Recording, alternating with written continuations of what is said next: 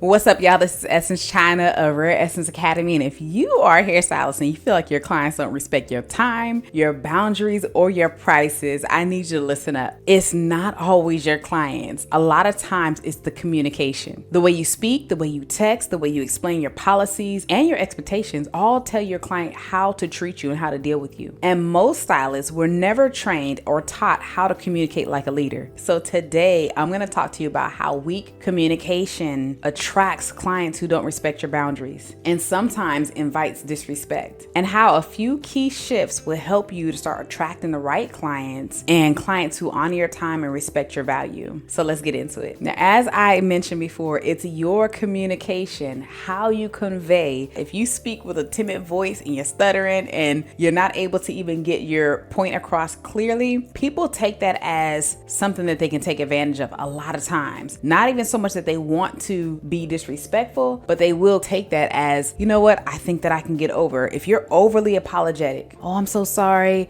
saying all these things, like clients are going to recognize this. And what happens is you're going to attract bullies. If your communication is full of excuses or unclear or even too casual, all of these are signs. This is all communication skills and communication styles that signal to someone that this is not a real business or this is not structured enough to where I feel like I'm going to engage with it professional way. Now, think about being overly apologetic. I have had people in my life who every other word is I'm sorry. And I'm like, girl, if you say I'm sorry one more time, like you have no reason to be saying I'm sorry for. And I hear stylists repetitively doing this as well. Oh, I'm so sorry. I'm so sorry. And there's nothing wrong with being polite. There's nothing wrong with being professional. But there gets to a point where you start saying I'm sorry so much that this is a signal that there is, I don't even know how to make, sometimes it's trauma showing up, right? Because you've been taught to walk on eggshells. You've been taught to not ruffle feathers. And if you're going to be in business and you're going to be a stylist who is commanding respect for your business, right? Then you have to learn how to go inside of yourself and find out, why do I overly apologize? Why am I overly making excuses for my prices or overly making excuses for why I run my business the way I run it? That type of communication signals, I don't want to upset you. I'm afraid to lose you. This is not what you're saying, but this is what's being communicated. I don't feel confident in my value. I'm flexible. Just tell me what you want. Weak communication attracts strong personalities. Again, boundaries that are not enforced attract bullies, because bullies are not going to go nowhere where they can't get their way, or they're going to have to get in line. But when the boundaries are not in place, bullies are going to run right over it. So the weak communication also attracts strong personalities who feel comfortable controlling the experience. All right, so let's talk about the 3 common mistakes that stylists make when it comes to this issue.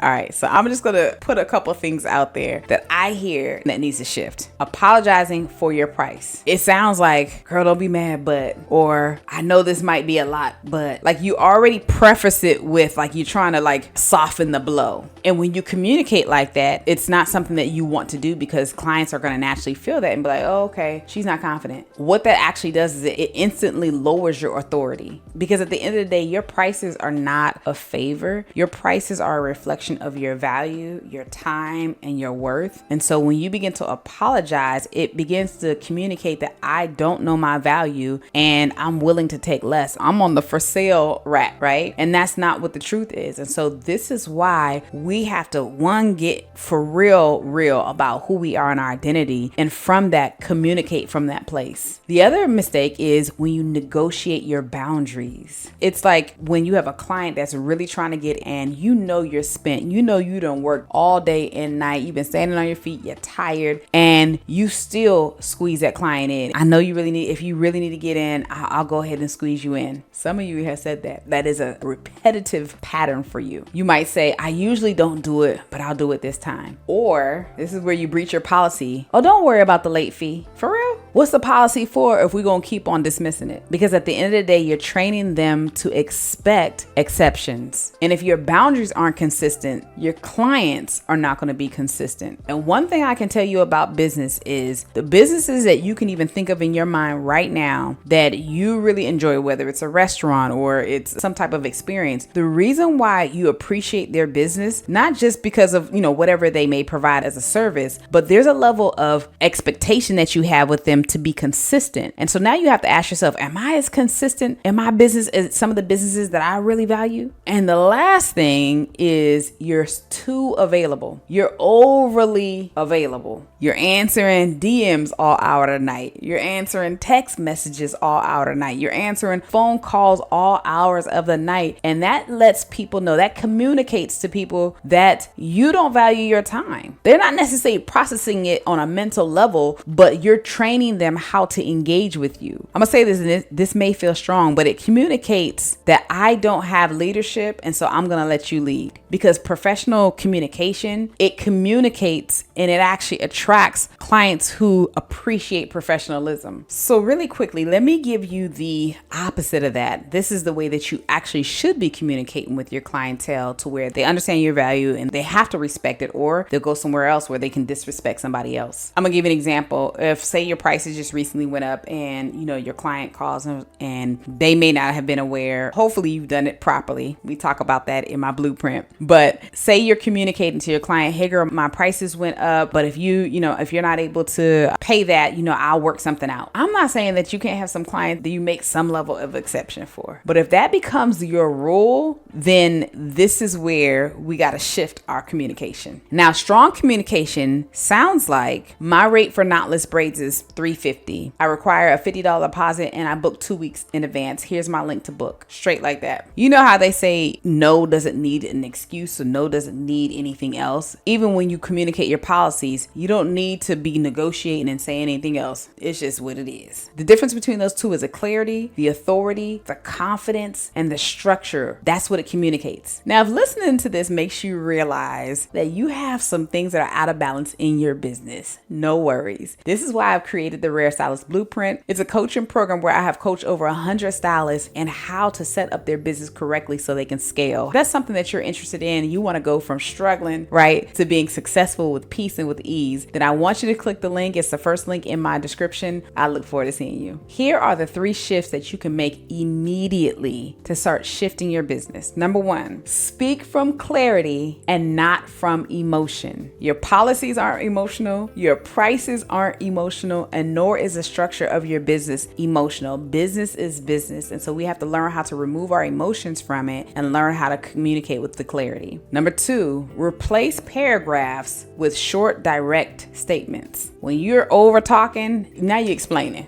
And when you start explaining, this is where people just they get lost, and next thing you know, they taking up the conversation again. You just go ahead and say something, say it very directly, make it concise, make it polite, but be firm. Number 3, assume respect. And what I mean by that is stop preparing yourself for any level of pushback. I know sometimes when you start establishing a boundary in your mind, you feel like you got to brace yourself because people are going to be ready to fight. That's not necessarily the truth. But when you just assume that you're going to receive respect as you establish your boundaries, it positions you differently. It postures you differently. And essentially, it's the same thing. Stop anticipating like a bad reaction and stop bracing yourself for something negative to occur. When you communicate with confidence, you attract clients who are going to value and respect you. That's the bottom line. So I really want you to understand this. Your communication is shaping the foundation of your business. Weak communication brings chaos, but strong communication brings clarity and peace, y'all. Weak communication says, I'm sure about my value. And strong communication says, I know exactly who I am and how I execute and how I operate. Now, many of you stylists, all of you really and truly, we have to get to a place where we know our value. We have to get to a place where we honor ourselves, right? And honor the gift that God has given us as stylists. We're not just